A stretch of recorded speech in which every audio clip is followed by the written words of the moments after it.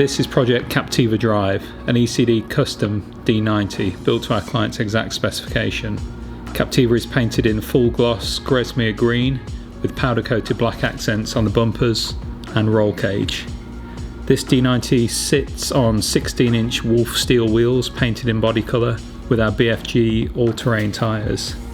This D90 also features a classic front grille, 2 LED lights in the front bumper and 1 LED work light on the rear.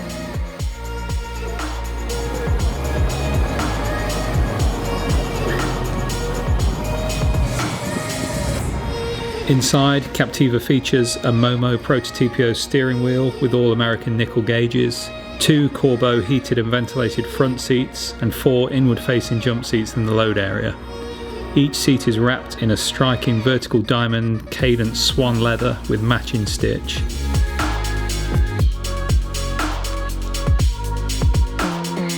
Captiva is powered by our LS3 V8 engine with 6-speed automatic transmission.